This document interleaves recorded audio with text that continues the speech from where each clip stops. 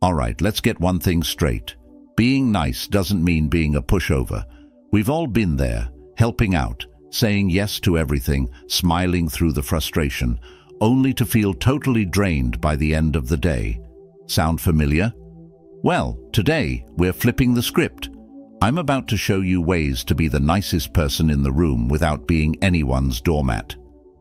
Oh yeah, we're getting real, we're getting honest, and maybe just a little controversial. Ready to shake things up? Let's do this. 1. Don't smile if you don't feel like it. All right, here's a controversial one. Stop forcing yourself to smile if you don't feel like it. I know, some of you are probably thinking, but smiling is polite. It makes people feel good. Sure, but let's be real for a second. How many times have you slapped on a fake smile just to make someone else comfortable, while inside you were feeling tired, stressed, or straight up annoyed? Look, society has drilled this into us, especially women. We're taught that smiling makes us approachable, that it's part of being nice. But you know what? Smiling when you don't mean it is exhausting. It's like putting on a mask that says, "Hey, everything's fine," when deep down, it's not. There was this one time when I was at a party, everyone's chatting, having a good time, and I was absolutely done. You know that feeling when you've hit your social limit? But instead of leaving or just being neutral, I kept smiling like I was on some twisted customer service shift. And guess what? No one noticed I wasn't okay. Why? Because I was putting on that fake smile. They assumed everything was fine because that's what my face told them. I was screaming inside, but hey, at least I looked nice, right? Here's where it gets deep. Smiling when you don't feel like it is more than just annoying. It's dishonest. Not to them, but to yourself. You're telling yourself that your real emotions don't matter as much as keeping other people comfortable. And I'm here to say, you don't owe anyone that. If you're not feeling it, don't fake it. People who truly care about you don't need your forced smile. They need your honesty. Now, here's the kicker. Not everyone's gonna like this. Some people will say you're being rude or cold if you're not grinning like a fool 24/7. But you know what?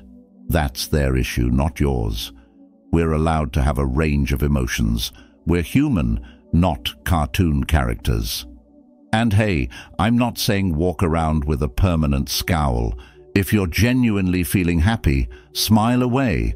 But when you're not, just let your face relax. Trust me, it's freeing. And guess what? You'll still be a nice person, just one who's honest with themselves. That's real kindness. At the end of the day, the world doesn't need more fake smiles. It needs more realness.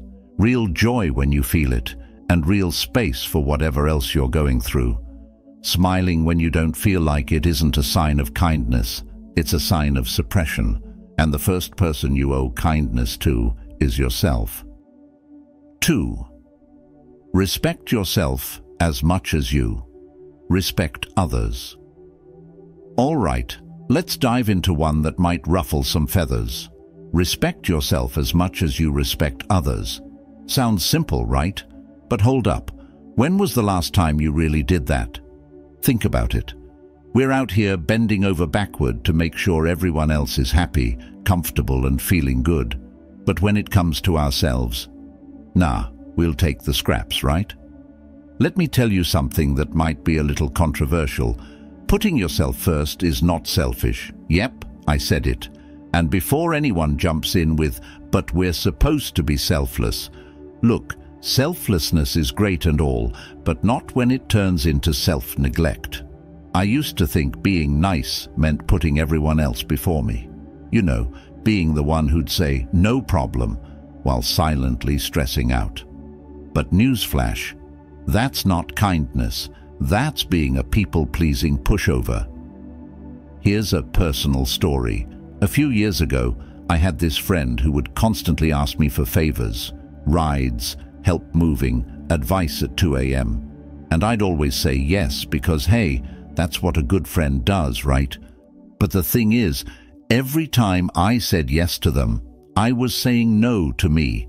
I was sacrificing my time, my energy, and sometimes even my own plans just to be nice. And you know what? I didn't even respect myself enough to see that I was being taken advantage of. It wasn't until I was completely burnt out, like exhausted, that I realized something. I was showing them way more respect than I was giving to myself. I'd never treat someone else the way I was treating myself. That hit me hard. Now, here's where it gets controversial. You are not responsible for everyone else's happiness. You just aren't. If you're constantly bending over backward for others and leaving nothing for yourself, that's not kindness. That's you disrespecting your own needs and boundaries. And here's the kicker. When you start respecting yourself more, some people aren't gonna like it. They'll say you're being selfish or that you've changed. And guess what? They're right. You have changed. You've changed for the better. And look, I'm not saying go out and start being a jerk to people. I'm saying the same way you wouldn't let someone else be overworked, overwhelmed, or disrespected, don't do it to yourself. Respect is a two-way street. But here's the thing, you are part of that equation too.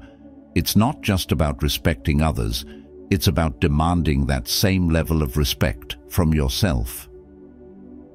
This can be hard for the people pleasers out there. You know who you are. But if you keep putting everyone else first, you're going to wake up one day, realize you're exhausted, unfulfilled, and maybe even resentful. The truth is, when you respect yourself as much as you respect others, you stop settling for less. You stop accepting behavior that drains you because you know you deserve better. And here's the deep part.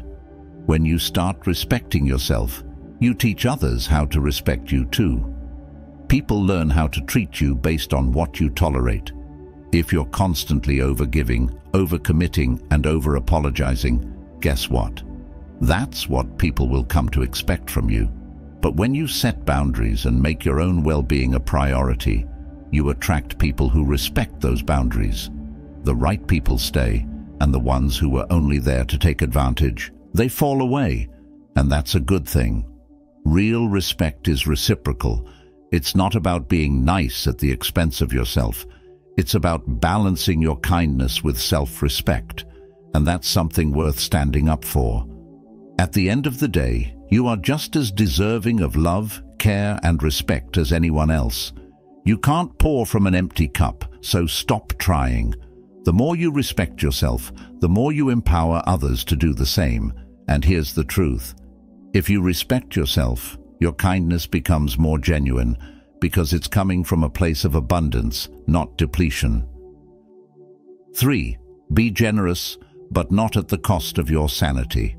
All right, let's get real about generosity. We've all been taught that being generous is one of the ultimate virtues, right? But here's the controversial truth. You can be generous and still completely wreck your mental health. Yep, generosity can absolutely cost you your sanity if you're not careful. So, let me say this loud and clear. Be generous, but not at the cost of your sanity. Because once you hit that breaking point, no one's going to thank you for the burnout. And trust me, I learned this the hard way. Now, I'm all for giving. I love helping people, and I genuinely believe that the world needs more kindness. But here's where it gets tricky. When you're the go-to person for everything, when you're always the one who's there for everyone, giving all your time, your energy, your resources, what's left for you? You end up overextended, overwhelmed, and wondering why you feel so drained all the time. Sound familiar? Let me tell you, this is not generosity, it's self-sabotage in a nice disguise. Here's a personal story for you. I used to be that person. You know, the one who always says yes to every favor, every event, every charity drive, anything and everything. Need someone to help you move? I'm there. Want me to volunteer at the bake sale even though I don't bake? Sure, why not? But here's what happened. I was giving so much of myself that I literally had nothing left. I'd say yes to one thing and then someone else would ask for something, and I'd say yes to that too. Before I knew it, I was running on fumes, not sleeping well, feeling resentful, and worst of all, I wasn't even enjoying the helping anymore. Here's the kicker. No one was forcing me to be this generous. I was doing it to myself because I thought, if I don't, who will? Or worse, if I say no, they'll think I'm selfish. But the reality is, people will take as much as you're willing to give, and that doesn't make them bad. It just means you have to know where to draw the line, because if you don't, they sure won't. So here's where it gets a little controversial. You are allowed to say no, even if it's for a good cause. You don't owe the world every last ounce of your energy. If saying yes to someone else means saying no to your own peace of mind, your own time, or your own well-being, then guess what? You've crossed the line from generosity into self-sacrifice, and no one benefits from that, not even the people you're trying to help. And let's not forget the guilt that comes with it, right? Oh, I should help because I'm a good person, or if I don't do it, they'll think I'm rude. Newsflash, you can be generous and still set boundaries. In fact, real generosity requires boundaries. Without them, you're not giving freely. You're giving out of obligation, and that's not the same thing. Want to know how I fixed this? I started prioritizing my own sanity. I created a little rule. Before I say yes to anything, I ask myself, can I do this without losing my mind? If the answer is no, I politely decline. And let me tell you, the first few times I said no, I felt like I was letting people down. But you know what? No one freaked out. The world kept turning. People found other ways to get things done, and I didn't end up in a corner, curled up in the fetal position from burnout. Here's the deep message. Generosity without limits is unsustainable. If you give and give and give without ever recharging yourself, you're going to hit a breaking point. And when you do, it's not just you who suffers, your generosity suffers too. You can't pour from an empty cup, as the saying goes. The people who genuinely care about you don't want you to sacrifice your mental health for them. And if they do, well, maybe they're the ones who need to rethink their version of generosity. Being generous should feel good. It should come from a place of abundance, not from a place of depletion. When you give from a full cup, you're able to show up in a way that's authentic, loving, and sustainable. But when you give until there's nothing left, you're not being generous. You're abandoning yourself. And no one, I mean no one, is worth that. True generosity starts with you. It starts with understanding your limits and respecting them. It's about realizing that giving to others shouldn't come at the expense of your well-being. You can be the kindest person in the world and still say no. In fact, sometimes that no is the kindest thing you can do for you and for them. Because when you protect your sanity, you protect your ability to keep giving in a way that's meaningful and healthy. 4. Don't say yes just to avoid conflict. Okay, time to tackle a big one, saying yes just to avoid conflict. Now, I know what you're thinking, but isn't it easier to just agree and keep the peace? Sure, it might seem easier in the moment, but trust me, you're not doing anyone any favors. Saying yes just to dodge an uncomfortable conversation might seem like the nice thing to do, but spoiler alert, it's not. In fact, it's a recipe for resentment, burnout, and feeling like you're always getting the short end of the stick. Here's the cold, hard truth, and this might get a little controversial. People-pleasing is not kindness. Yep, I said it. If you're constantly saying yes just to keep the peace, just to make someone else happy, or just to avoid a fight, you're not being kind, you're being a doormat. And that's not helping anyone, least of all yourself. So stop acting like yes is the magic word that's gonna fix everything. Sometimes the most powerful thing you can say is no. Let me tell you a story. I used to be the queen of saying yes to avoid conflict. whether it was agreeing to plans I didn't want to do, taking on extra work when I was already swamped, or just going along with something to avoid an argument. I'd always choose the easy way out. I thought I was being easygoing and keeping the peace, but inside I was slowly simmering with frustration. And here's what happened. Every time I said yes when I didn't mean it, I felt a little piece of my self-respect crumble. I'd walk away thinking, why did I agree to that? But I'd convince myself it was easier than dealing with confrontation. Now here's the kicker. Saying yes to avoid conflict doesn't actually avoid conflict. It just delays it. And guess who ends up paying the price? You. You're left doing things you don't want to do, spending time in places you don't want to be, or carrying responsibilities that aren't yours, all because you were too afraid to say no. It's like you're signing a contract of resentment every time you say yes, just to keep someone happy. And you know what's crazy? Most of the time, people aren't even upset when you say no. We build up this whole scenario in our heads where we think saying no will lead to a fight, or someone's going to hate us forever. But that's not what happens. 9 times out of 10, the other person moves on, finds someone else, or just gets over it. Meanwhile, you're sitting there, kicking yourself for agreeing to something you didn't want to do in the first place. Sound familiar? Here's the controversial part. It's okay to prioritize your own comfort over someone else's expectations. You don't owe anyone a yes just because they ask for it. Saying yes to avoid conflict might make you feel like you're being nice, but in reality, you're setting yourself up for a whole lot of unnecessary stress. And here's something people don't talk about enough. When you constantly agree to things you don't want, you're lying to yourself and to the other person. Yeah, I said it. It's a lie.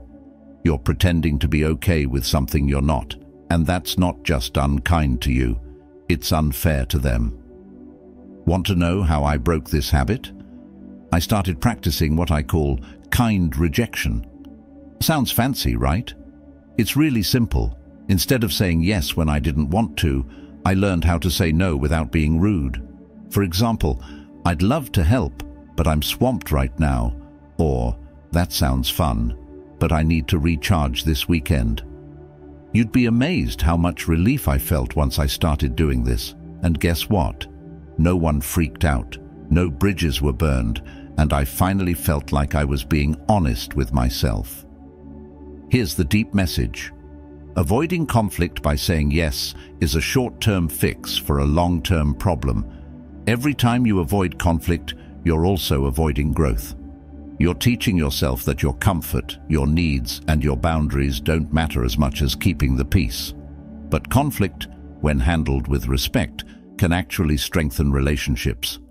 It shows that you're willing to be honest, even when it's uncomfortable, and it teaches the people around you that you're not just there to serve their needs, you have needs too.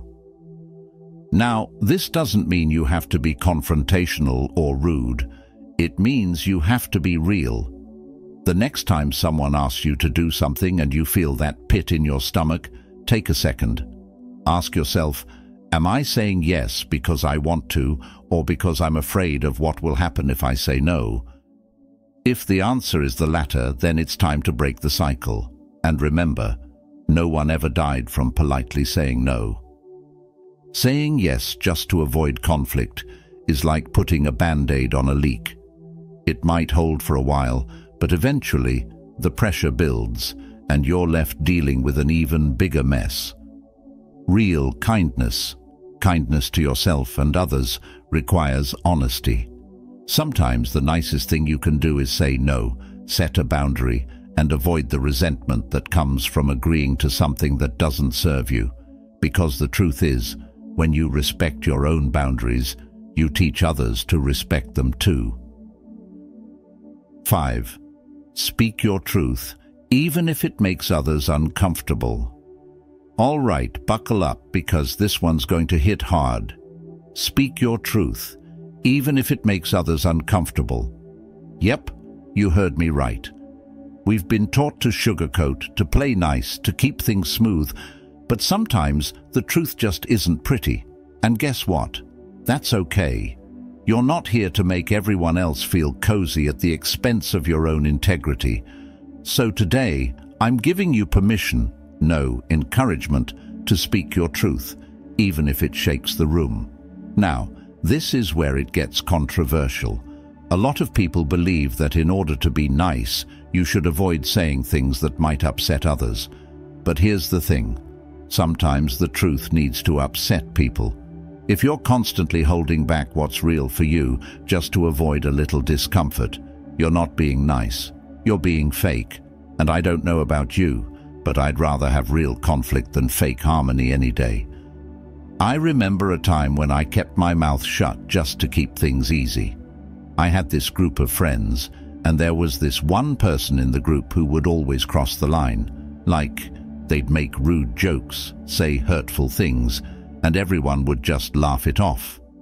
I'd sit there, gritting my teeth, thinking, this is not okay, but I never spoke up. Why? Because I didn't want to be that person. You know, the one who makes things awkward, the one who calls people out. So I just let it slide until I couldn't anymore. One day, this friend made a joke that was way out of line, like deeply offensive, and I couldn't stay quiet anymore. I spoke up. I told them, that's not funny, it's actually hurtful, and you need to stop. And let me tell you, the room went silent. Everyone looked uncomfortable, and for a second I thought, oh no, I've ruined everything. But here's what happened next. Instead of blowing up, the person actually paused, apologized, and stopped. The group dynamic changed because for once someone had the guts to say what needed to be said. Sure, it was awkward in the moment, but it was a turning point. Here's the thing, the truth can be uncomfortable, but that doesn't make it any less necessary. When you hold back your truth, you're telling yourself, and everyone else, that avoiding conflict is more important than being authentic. And honestly, that's not a life I want to live. I'd rather have an awkward moment of honesty than spend years biting my tongue and feeling resentful. You deserve to take up space with your truth, and if people can't handle it, that's their problem, not yours. Now, I'm not saying go out there and be rude or aggressive. There's a way to speak your truth with kindness and respect. But let's be real, even when you're kind about it, some people just aren't going to like hearing the truth. And that's where it gets tricky. We've been conditioned to think that if someone's uncomfortable, we must have done something wrong. But here's the reality. Discomfort is part of growth. If your truth makes someone uncomfortable, it might be exactly what they need to hear. And let's be honest, you know when you're holding back. You know that feeling when something's bubbling up inside you and you just swallow it down because you don't want to rock the boat. But guess what? Boats need rocking sometimes. If you're always staying silent to keep the peace, you're not just betraying yourself, you're betraying the relationship. Because real relationships, whether they're friendships, romantic partnerships, or even work dynamics, are built on honesty. And honesty isn't always comfortable. Let's talk about the deeper side of this. When you consistently hold back your truth to avoid making others uncomfortable, you start to lose yourself. You become a version of yourself that's more about what others want to hear than who you actually are. And that's dangerous.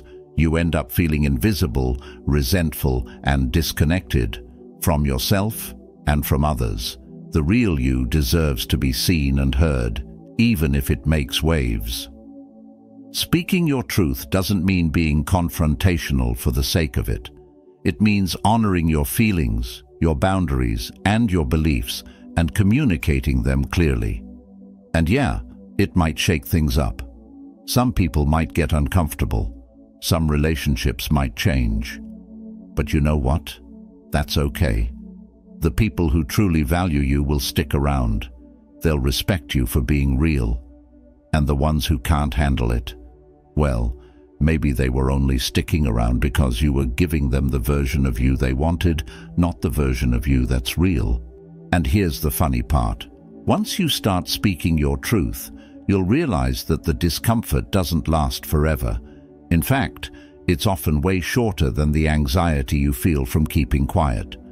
Sure, the moment might be awkward, but it passes. And after, you feel this incredible sense of relief, like you've finally exhaled after holding your breath for too long. Trust me, the truth feels a whole lot lighter than the weight of silence. At the end of the day, speaking your truth isn't about making others uncomfortable. It's about being true to yourself. When you consistently tell the truth, even when it's hard, you set yourself free. Free from the burden of pretending, from the weight of unspoken resentment, and from the fear of what others might think. Your truth is your power. And if speaking it shakes things up, that's just the price of living authentically, and honestly, it's worth it. 6. Say no without explaining yourself. All right, get ready for some real talk. You don't owe anyone an explanation when you say no. That's right. You can say no, full stop. No apologies, no justifications, no long-winded explanations about why you can't make it. I know it sounds radical, but trust me, it's a game changer. And here's where it gets controversial. People will be uncomfortable with this because society has trained us to think we always have to justify our boundaries. But guess what? You don't. I remember when I first tried this, someone asked me to help them move. You know, one of those requests that sounds simple, but you know it's going to turn into an all-day back-breaking event. I had no interest in doing it, but I used to be the kind of person who would say yes, then come up with a half-baked excuse to back out later, or worse, do it and resent them the whole time. But that day, I decided to try something new. I just said, no, I can't. And then I stopped talking. It felt so awkward, like I was supposed to fill the silence with an excuse. But here's the kicker. They didn't ask for one. They just said, oh, okay, and moved on. And that's when it hit me. People don't need explanations as much as we think they do. We've been conditioned to believe that every no needs to come with a reason, like a permission slip signed by the universe. But the truth is, no is a complete sentence. It stands on its own. If you don't want to do something, or you don't have the energy for it, that's enough. You don't need to follow it up with, because I have other plans, or I'm just so busy. Nope. Just say no and let it hang in the air. Now, I know what you're thinking, but won't people think I'm rude? Maybe. But here's the honest truth. People will respect you more in the long run for knowing your boundaries. When you say no without explaining yourself, you're making a statement. I value my time, my energy, and my priorities enough to not justify them to anyone, and that's powerful. Here's where it gets controversial. Explaining your no actually weakens it. Yeah, I said it. When you follow up a no with a long explanation, you're opening the door for negotiation. It gives people the chance to poke holes in your reasoning. Oh, you're busy? Well, what about next weekend? Or you can't afford it? I'll cover you this time. Suddenly, your no turns into a maybe, and before you know it, you're stuck doing something you never wanted to do in the first place. Let me give you a personal example. There was a time when I used to give these long, drawn-out explanations for everything. A friend would ask me to go out, and instead of just saying, "No, I don't feel like it," I'd launch into this whole speech about how I was tired, had work the next day, and really needed to save money. Guess what happened? They'd say, "Oh, come on, it'll only be for an hour. I'll buy your drinks. You can leave early." And guess who ended up going out? Me, every single time. Why? Because I gave them room to negotiate. I didn't realize that I was inviting them to convince me otherwise. Eventually, I got fed up. I was tired of being guilt-tripped into things just because I didn't want to sound rude. So I started saying no, and then I stopped talking. The first few times, it felt weird. The other person would look at me like they were waiting for an explanation that never came, and it was awkward, I won't lie. But you know what? It worked. People stopped pushing. They accepted my answer because I didn't give them anything to argue with. And the best part, I didn't feel drained from constantly having to justify myself. Here's the funny thing. The more you explain your no, the more you convince yourself you're wrong for saying it. You start to feel guilty, like maybe you're being selfish or unreasonable, but you're not. You have every right to say no without defending your decision. Not every choice you make needs to be up for debate, especially when it comes to your time, your energy, and your mental health. And this is where we get to the deep part. Saying no without explaining yourself is about reclaiming your power. Every time you feel the need to explain your no, you're subconsciously telling yourself that your boundaries aren't valid unless someone else understands or approves of them. But your boundaries are valid because you set them. You don't need anyone's permission to protect your time, energy, or peace of mind. Think about it. If you say yes to everything just because you're afraid of what people might think, what does that say about how you value yourself? Saying no without an explanation sends a clear message, not just to others but to yourself, that your needs are important, even if they make others uncomfortable. And here's the truth. If someone needs an explanation to respect your no, they probably weren't going to respect it in the first place. So, next time someone asks you for something you don't want to do, practice this. No, thank you. Period. That's it. You don't owe them a reason, and you don't owe them your time.